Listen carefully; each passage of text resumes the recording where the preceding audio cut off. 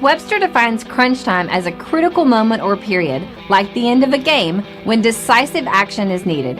Every sports fan knows this time in the game. Your palms sweat just a little more, your heart races just a little bit faster, and you live and die with every play until the final seconds tick off the clock and you're either celebrating a victory or disappointed by the defeat. The team at Crunch Time Sports Advantage Network understands just how critical these moments are. For us, it begins as soon as the next set of games are on the board. We evaluate the opening lines and any breaking news throughout the week. We cover each game inside and out, whether it's from inside the locker room to a huddle down on the field, the court, or the ice. We take you inside the meeting room with scouts, coaches, and executives. We have our fingers on the pulse of all the sports that we cover: the National Hockey League, NBA, college basketball, college football, and the National Football League. We are the Crunch Time Sports Advantage Network, and we're here to help you find your sports advantage. After all the data has been crunched, we then turn it over to Kenneth for the best analysis around. His unique perspective in both understanding the data and how it applies to the game and how you win is the Crunch Time Sports Advantage. Are you ready? The Crunch Time Jet is fueled and ready for takeoff, and the Crunch Time Express is about to leave the station. Your VIP pass has been approved, so all aboard.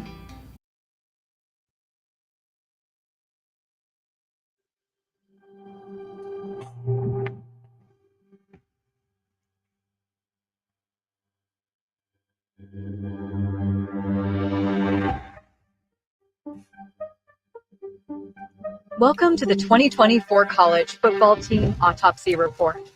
An autopsy report is a document that summarizes the findings of an autopsy, an examination of a body after death. It includes details of the examination, tests, and observations performed, as well as the cause and manner of death.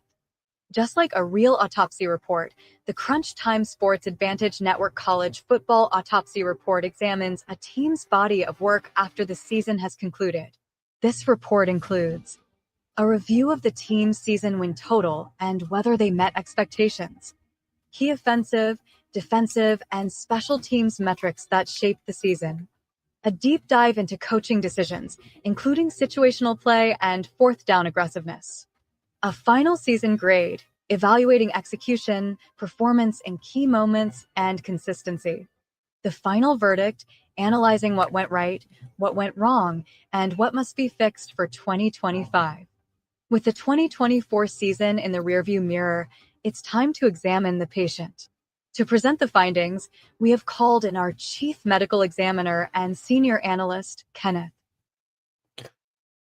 And welcome into our latest edition of the Crunch Time Sports Advantage 2024 Team Autopsy Report. Folks, we got the Stanford Cardinal on the autopsy table. A lot of changes there going on there in Berkeley. We know about the coaching change for off the field incident, so really don't have to get into Troy Taylor specifically, but we will evaluate what we saw from this team overall in 2024. As always, we like to start right there with the betting window. Did this team meet their betting expectations going back to June?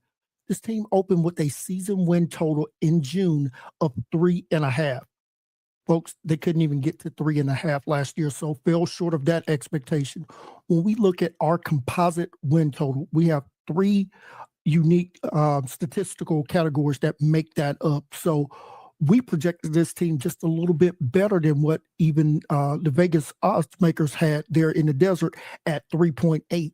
Once again, fell short of that by almost a full game. So this team completely underperformed. So now it's my job to try to find out what areas did this team fall short in. Now, let's take a look at the strength of schedule and strength of record. two different measures, but gives you an idea of the caliber of schedule that they had and how well their opponents did. Now, your strength of schedule, you really in college football only control your non-conference schedule. So did you play a tougher non-conference schedule, or did you load up on a lot of group of five and even FCS opponents? Now, when we look at Stanford, their strength of schedule, 0.511, that was the 26th toughest out of 134 teams. So played a very challenging schedule. Now, when we look at their strength of record, or SOR, basically that boils down to your opponent's winning percentage. How well did your opponents do throughout the year, racking up wins or racking up losses? For Stanford, a 0.644. That means their opponents were winning a lot of ball games. And when we get to that here in just a moment, you're going to see that that was the 8th best in college football. So not only did they face a tough schedule, but their opponents were actually winning a lot of those games. So that's something to keep in mind once we get there. And if you're watching on YouTube or streaming this on our Twitter feed at Crunch Time VIP, thank you so much. If you're listening on the podcast, don't worry, I got you covered that way as well. So if we can get to that first data point here, is how good were the defenses that Stanford's offense went up against last year? And we'll use a baseline of 68. And the reason we use that number is because 68 Power 4 teams in 2024, when you look at the four major conference, Atlantic Coast Conference, Southeastern Conference, Big 12 and Big 10, and including Notre Dame in that's where we get to that 68. So before I get to that, let me just run through their opponents' win totals. Remember I said they faced the 8th most difficult strength of record. Listen to their opponents' win totals here. TCU was 8-4. We will exclude Cal Poly because that's an FCS team, but Syracuse was 9-3, Clemson 9-3, Virginia Tech was 6-6, Notre Dame and SMU back-to-back weekends, both 11-1, Wake Forest 4-8, NC State 6-6, Louisville 8-4, Cal 6-6, San Jose State 7-5. Outside of Wake Forest, every one of their opponents were either 500 or better, with 4 teams winning at least 9 games in the regular season. So that's where that strength of record really kind of shows up. You're facing a lot of teams that racked up a lot of wins, but you're not facing any teams really that were extremely horrible. Now let's get back to the quality of defenses that they faced last year. We'll start with TCU, 53rd. Syracuse 67th, Clemson 35, Virginia Tech 28. Notre Dame was the 9th best defense for us last year in college football. SMU was 34th. Then you go down to Louisville and Cal, 40th and 46th respectively. If you just kind of average out their opponent's defensive power ranking of 53rd, you're talking about a middle tier Power 4 defense week in and week out. To kind of put that in a little bit deeper perspective, you're looking at a team that would have probably been about 7-5, possibly even 8-4, just looking at their defenses alone. Now, let's get into some of our data points here. And as we like to do here, we're going to look at your raw accounting numbers. That's basically if you look on any of these websites that post teams' points per game, passing, rushing stats, total offense.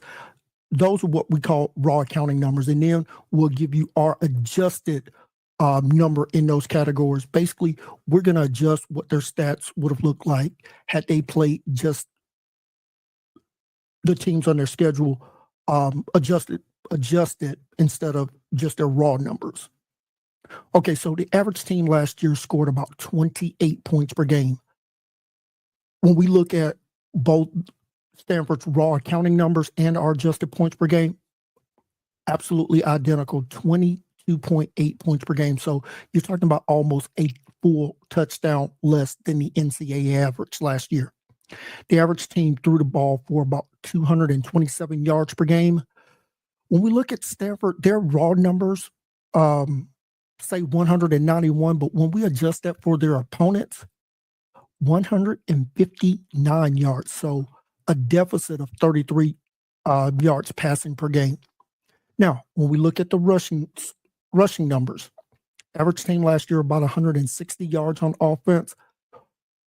When we look at their raw numbers, 133 yards per game, but when we adjust it for opponent, the rushing game was actually much better, 178 yards per game. So an improvement of about 45 yards. Total offense per game, 387 yards per game was the NCAA average. Stanford's raw accounting numbers, 324 yards per game. When we adjust that for opponent, 336. So kind of washing out the negative yards that we took away for the passing, improvement with the rushing, about an improvement of 12 yards per game, but still almost a full half of a football field difference from what the NCAA average was last year. Now, let's get into some really key metric numbers that we love looking at. The percentage of your drives that ended with a score, either touchdown or field goal. The NCAA average last year was about 40%. Stanford was at 36.1. Significant drop off there. Now, taking that even further, the percentage of your drives ending with a touchdown, NCAA average about 28% of a team's drives last year ended with a touchdown. Stanford was at 25%. Third down conversion. Average team last year was about 39% on third downs. Stanford was 37th. Now, here's where Stanford really struggled, and I mean struggled badly on offense. Poor quarterback protection, gave up 38 sacks. Combine that with 22 turnovers. That is a problem, and that's how you basically lose 9 games in the regular season last year. So if I had to bullet point this offense,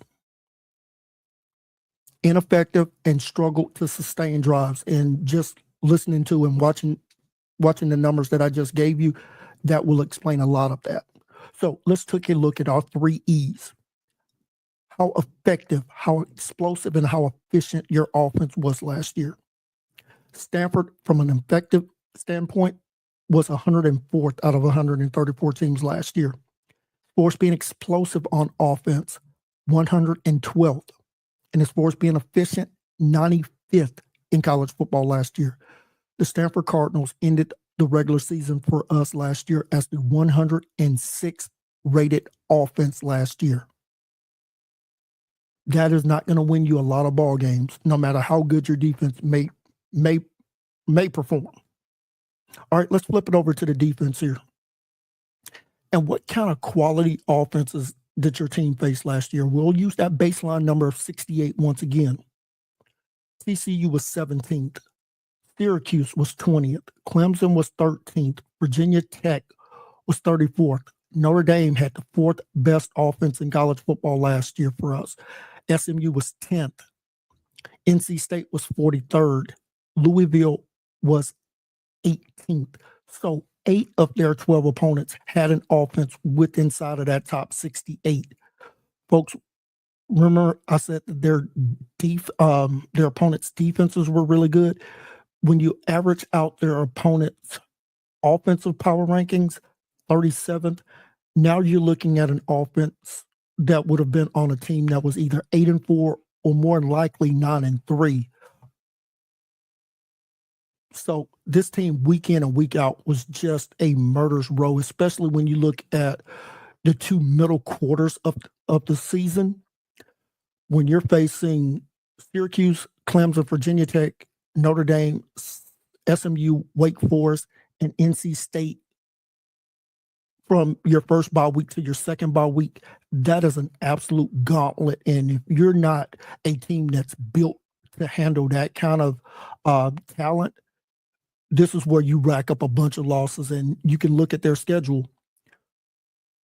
Only one win in that gauntlet, and that came in the first part of that gauntlet coming off of a bye, was against Syracuse. The rest of those games, it was rock the baby and put them to sleep outside of the Wake Forest game, which they lost by 3 points there.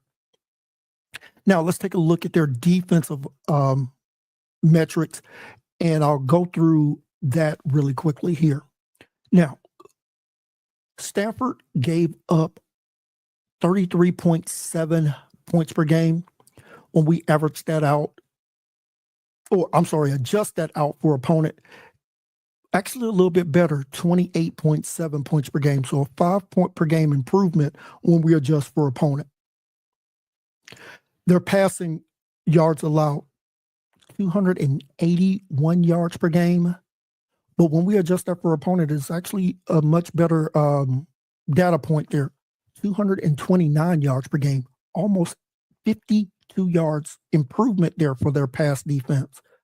Their rushing defense, 130, let's call it 134 yards per game allowed. When we adjust for opponent, goes up a tick to 149 yards. So about a 16-yard differential there. Now, total offense allowed, 414 yards per game. When we adjust that for opponent, it's actually about 378. So overall, this defense was a little bit better than what their raw data points showed. About 36 yards improvement there. Now, let's get back to their opponent's drive ending with a score. 43.5% is what their opponents were either getting a field goal or a touchdown on drives. That's extremely high when you remember what I said the average was about 40%. Now, their opponent's drive ending in a touchdown. Remember, I said about 28% there was the average. Their opponents were finding the end zone at a 35% clip. So a little bit better than 1 out of every 3 drives. Their opponents were not just scoring, but they were scoring touchdowns. Kind of hard to win that way. And third down conversion, remember I said 39% was the average. Stanford's opponents were converting on third downs at a 42.5% clip. Cannot get off the field on third downs. Now, this team did a solid job as far as getting to the quarterback. The average team last year during the regular season would have about 23 and a half sacks during the season. Stanford was just a tick above that at 24. Did a good job of forcing turnovers, 17 forced turnovers. Their opponent's fourth down conversion, 16 attempts, nine conversions. So just a little bit worse than the NCAA average there. Now, there are 3 E's on defense. How effective their defense was, 103rd out of 134 teams. Giving up explosive plays, 111th out of 134 teams. And efficiency, 100th there. Stanford's defense ended the regular season for us as the 107th rated defense. You're talking about an offense that was outside of the top 100, a defense outside of the top 100. If I was writing a script on how to finish the regular season with 3 or fewer wins, this is what that recipe would look like. So if I had to bullet point their defense, struggle to contain offenses would be a very accurate analysis there. Now, let's take a look at the coaching and situational play, because this is something that is always fascinating as an analyst. So this team last year was 2-4 in one-score games against quality opponents. They were 2-5. Their special teams. Special teams, let's see, where is that? Okay, here we go. Converted 12 out of 15 field goal attempts for 80%. That was a little bit better than the NCAA average of 76%. Made all of their extra points. Averaged about 3.8 punts per game, 44.5 yards per punt. So solid situational play out of their special teams unit for the most part. As far as penalties go, this team committed 5.5 penalties per game, about 51 yards per game in penalties. That's about where the average was last year. As far as the turnover differential, -5 in the turnover differential. That is always going to be problematic there. And as far as some of their other data points that I'm just looking over really quickly, this team went for it on fourth downs a lot last year. Fifth most aggressive team last year was Troy Taylor out of 144 qualifying head coaches last year. And actually did a good job of converting those fourth downs. But when we get into their metrics for win-loss here, I think we're going to see some data that's going to be quite interesting here. So in the 3 games that they won, Stanford averaged 35 points per game. And when we look at their splits here, about 273 yards passing on 34 attempts, 8 yards per passing attempt, which is solid, 11.4 yards per completion. Also solid, let's call it 34 rushing attempts per game for 125 yards, 3.7 yards per rushing attempt.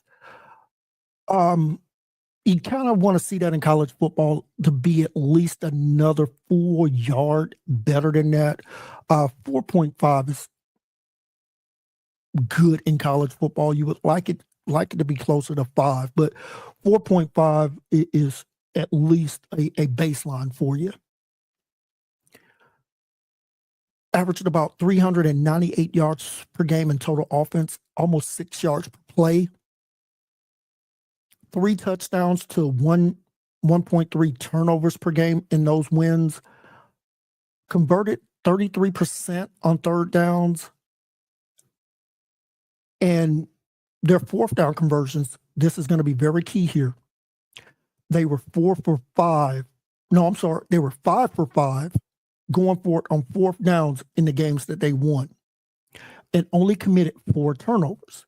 Now, in their 9 losses, you're going to see a significant difference in some of these numbers here. Only 18.8 points per game.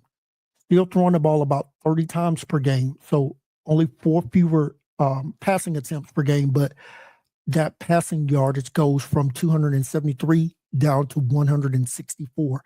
5.5 yards per passing attempt. That's anemic. 9.7 yards per pass completion. Also anemic. 37 rushing attempts, 135 yards per game rushing in those losses, still 3.6 yards per rushing attempt. The total yards per game goes down almost a full 100 yards, 299 yards per game, 4.5 yards per play. And here's the biggest differential here. They attempted 33 fourth down attempts in those losses, only converted 48.5% on fourth down attempts. And then you combine that with the 18 turnovers in 9 losses. So exactly 2 turnovers per game and just 2.2 touchdowns per game. So the difference when this team won and when they lost, about 16 points per game, almost 100 yards per game passing was the biggest difference there. And I mentioned the fourth down conversion and turnovers there. Let's take a look at their defense and how their defense performed in the wins versus the losses. in their three wins, defense only gave up 22 points per game, 271 yards passing on 37 attempts, 7.3 yards per passing attempt, 11 yards per completion. Their opponents were only attempting 21 rushing attempts per game in those 3 wins, 71 yards, 3.4 yards per rushing attempt.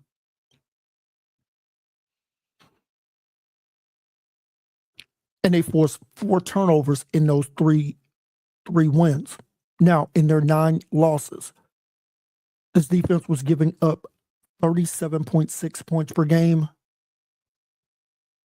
Pass attempts for their opponents, 32 passing attempts per game, 284 yards passing, 8.9 yards per attempt, 13.5 yards per completion. Started to give up some big plays in the passing game.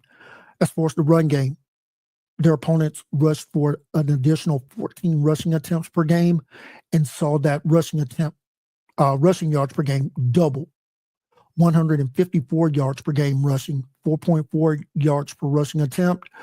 Opponents attempted 14 fourth down conversions, forced 13 turnovers in 9 losses. So could not force the turnovers, could not keep the ball as far as turnovers. So what went wrong for the Stanford Cardinals in 2024?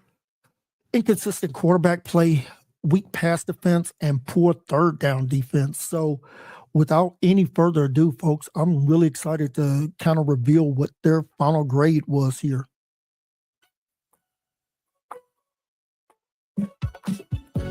Ladies and gentlemen, the Stanford Cardinals will get a final grade of a D+ from us. Why? I just went through it. Inconsistent quarterback play, poor pass defense, and really weak third down defense. Final verdict, Stanford was overmatched in 2024. Struggled to keep pace with stronger opponents due to inefficiencies on both sides of the ball. So what does this team have to do in 2025 to improve? We already talked about the coaching change there with Frank Wright being the interim head coach there for Stanford. This is going to be a 1-year deal for him, as Andrew Luck back at his alma mater will be looking for a full-time coach. So having a 1-year stopgap is not a bad idea, something that I absolutely recommend it. So what are the 3 keys that they have to get better in? First thing is they have to improve the passing attack. Talked about some of the weak metrics that they had in a lot of categories. That's number 1. Number 2, they must bolster the defensive consistency. If your offense isn't turning the ball over, it's not putting your defense in adverse situations there week in and week out, drive in and drive out. And then finally, better execution in key situations. That means your 4th down execution, your 3rd down execution, your red zone execution. Got to get better in all phases of your offense. That will absolutely help out your defense in 2025. If the Stanford Cardinal can improve in these areas, they can absolutely take a step forward and maybe find bowl eligibility in 2025.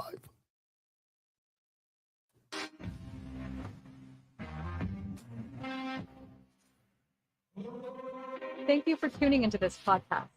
We hope you enjoyed today's episode and our deep dive into all things college football. Don't forget to subscribe, rate, and review the show on your favorite podcast platform. And if you're watching on YouTube, be sure to like this video and hit that subscribe button. You can follow us on Twitter at CrunchTimeVIP for updates, insights, and more content.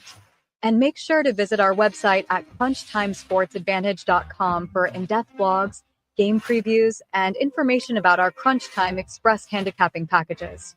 Thanks again for listening, and we'll see you next time for our next patient on the 2024 College Football Autopsy Report.